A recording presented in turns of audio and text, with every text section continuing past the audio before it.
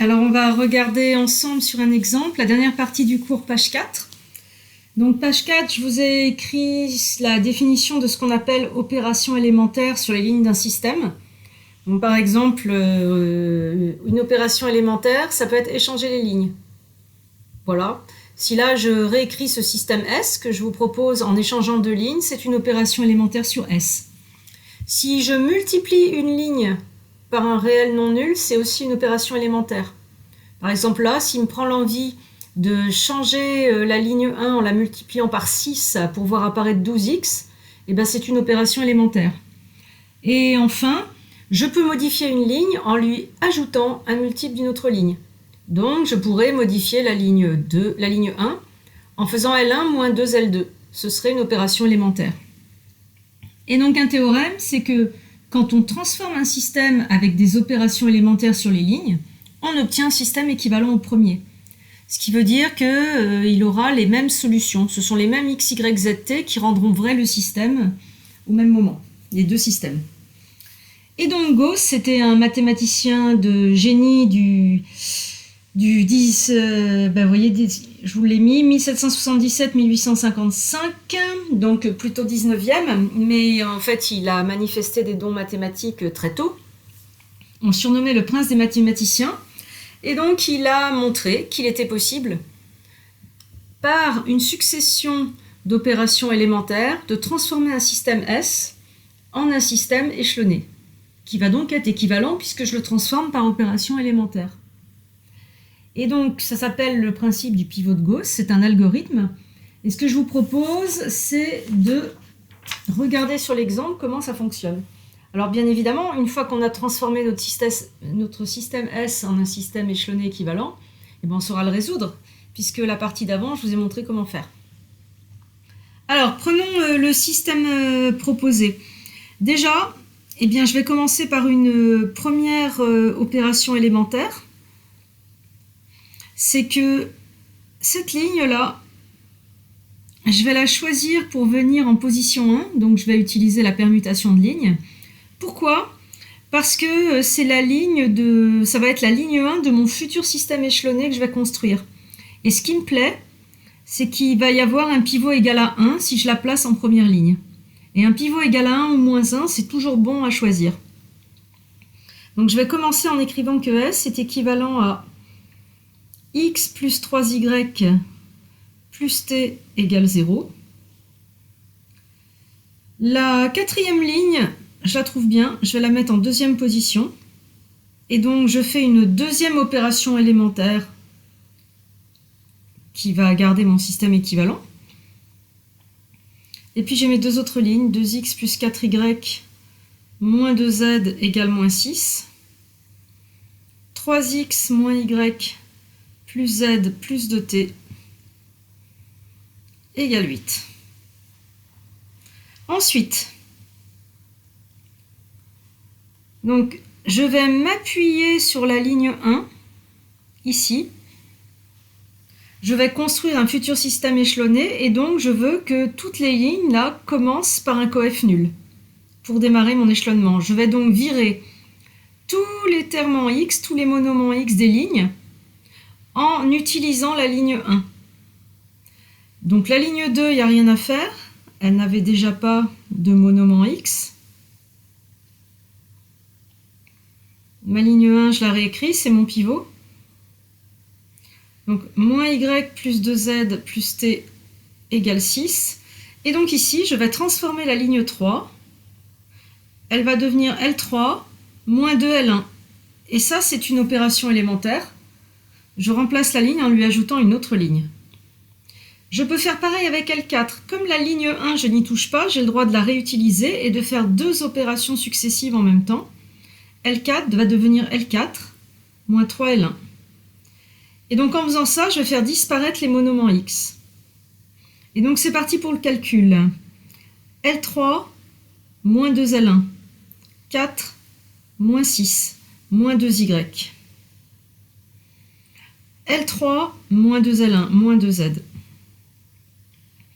L3 moins 2L1 moins 2t égale L3 moins 2L1 moins 6. La ligne 4, c'est L4 moins 3L1. L4 moins 3L1, moins 1, moins 9, moins 10Y. L4 moins 3L1 plus Z. L4 moins 3L1 moins T. L4 moins 3L1, 8. Alors vous voyez, je répète tout le temps ce que je dois faire, c'est que par expérience, si je ne le répète pas, je fais des erreurs de calcul et je me trompe de ligne ou voilà. Donc moi je fais comme ça pour essayer d'éviter les erreurs de calcul. On va voir si j'y arrive à la fin.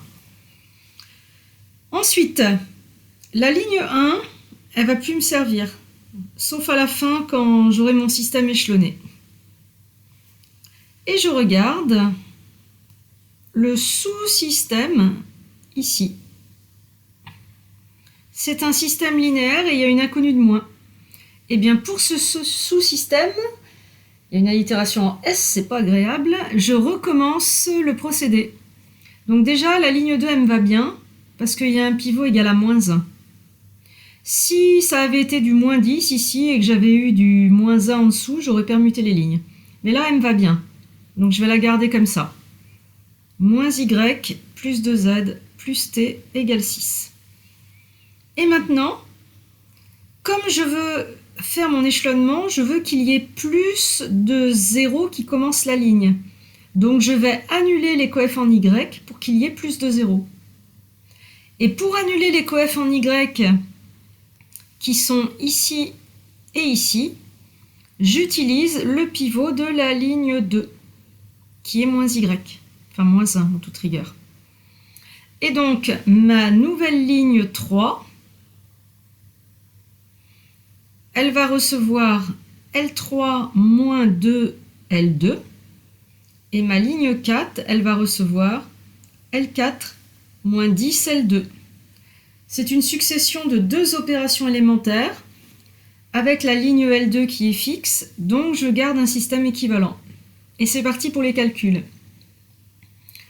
L3 moins 2L2, 0.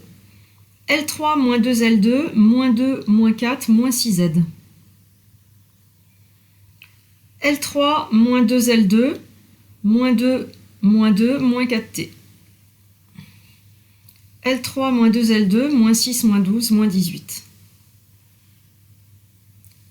L4 moins 10L2, moins 10, plus 10, 0. L4 moins 10L2, donc 1, moins 20, moins 19, Z. L4 moins 10L2, moins 11T. L4 moins 10L2, 8 moins 60, moins 52. Et donc je viens de récupérer un nouveau système qui avance dans son échelonnement, mais qui n'est toujours pas échelonné. C'est pas grave, je continue. Alors ici déjà, je remarque que dans cette ligne, on peut réduire par 2, ça fait des nombres plus petits. C'est pas plus mal quand on fait des opérations à la main. Donc là, ma ligne 3, je vais la multiplier par moins 1,5, qui est une opération élémentaire pour la réduire.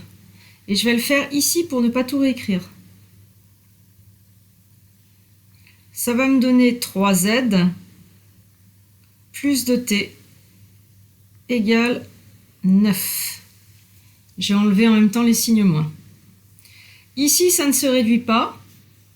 Et donc, je vois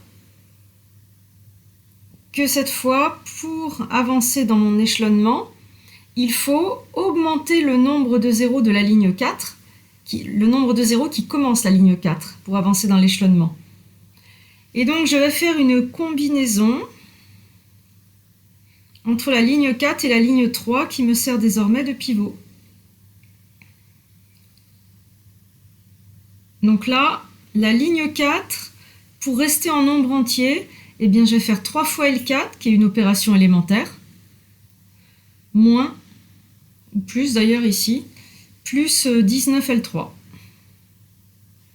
Et comme ça, cette combinaison va faire apparaître 0Z et augmenter le nombre de zéros qui commence la ligne. Donc là, 3 fois moins 19 plus 19 fois 3Z, 0. Il me reste à faire 3 fois L4, donc moins 33 ici pour calculer les t, plus 19 L3, donc plus 38. On récupère 5t. Et là, 3 fois L4, donc ça fait du 3 fois moins 52, moins 116. Plus 19 L3, donc plus 9 fois 19. Et j'aurais peut-être dû garder 3 fois L4, c'est-à-dire moins 3 fois 52. Parce que ouais, je peux mettre au moins 3 en facteur. Ça fait 3 facteurs de moins 52 plus 3 fois 19, c'est-à-dire 57.